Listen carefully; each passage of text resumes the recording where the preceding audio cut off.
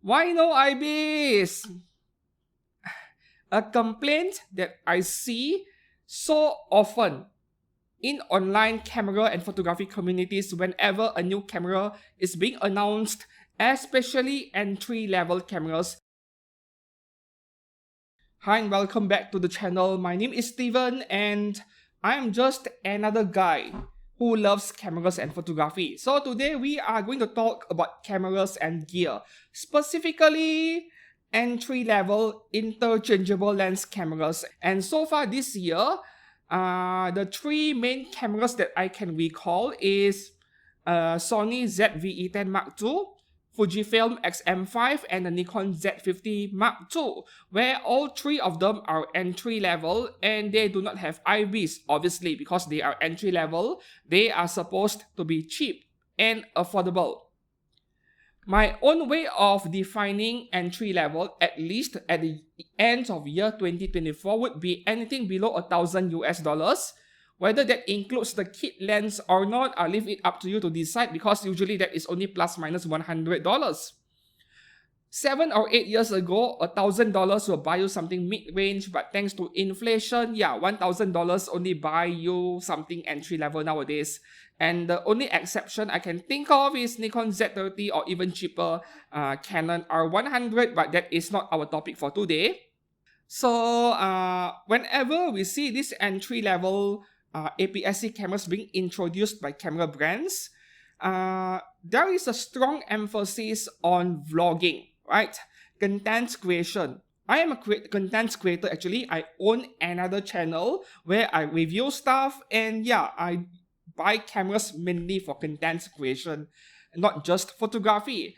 Yes, I do agree with the internet that IBIS is essential in vlogging, where you are actually walking and holding the camera on one hand. You are not exactly in a very stable posture. Then IBIS will help a lot. But when we look at the price points of under $1,000, I don't think there are any APS-C cameras out there under a grand that has IBIS. The Canon R10 does not have it. The Canon R50 does not have it.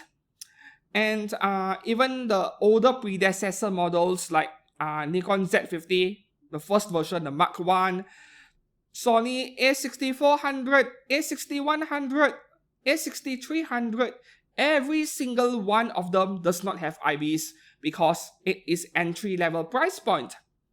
So I just don't get the complaints about a camera costing $1,000 not having IBIS, because it is not supposed to have it, because it is too expensive to include it in the camera. If you want IBIS, then you go up to the $1,300, $1,500 price point, where you have options like Sony A6700 or Fujifilm X-S20. And I know that you guys are going to bring in Fujifilm X-S10 for being a $1,000 camera that has IBIS. But we are talking about a camera that was released a few years ago, and a few years ago, $1,000 was mid-range, not entry-level. So it is not exactly fair to compare a mid-range camera from a few years ago to an entry-level camera that is being released today, this year in late 2024. And then there are also people who will bring in micro four thirds, right? I'm not very familiar with Olympus cameras. I'll say that in advance. But whenever they compare it to Olympus cameras that are either the same price, $1,000 or cheaper, that has IBIS, it is either one of these two. Once again, an older mid-range model that launched at a higher price a few years ago, or they have forgotten that we are talking about micro four thirds over here.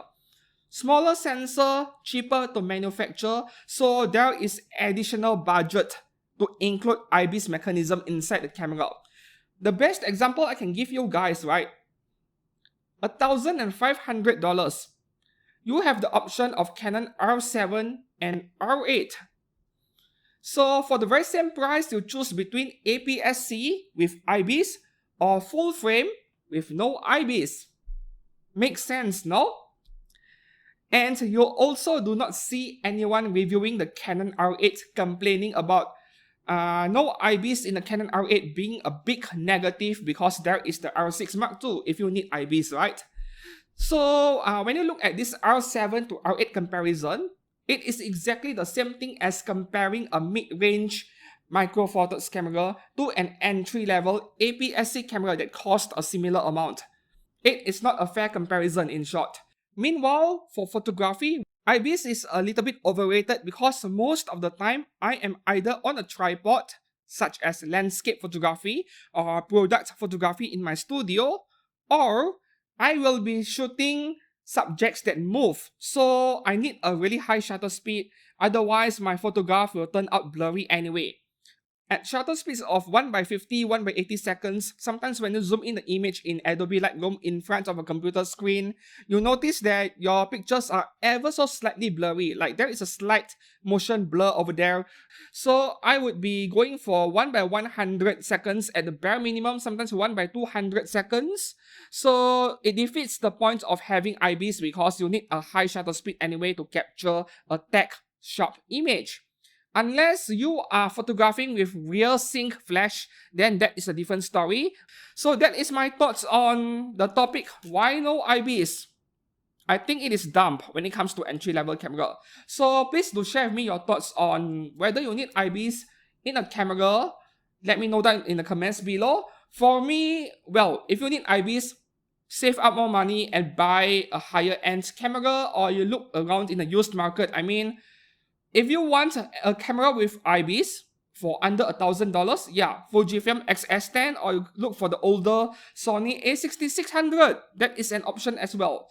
So you still have choices out there for cheaper cameras with IBIS. And until then, if you found this video enlightening in a way, please do give this video a like and subscribe to this channel for more photography and camera gear videos. And until then, I shall see you guys very soon. Thanks for watching and goodbye.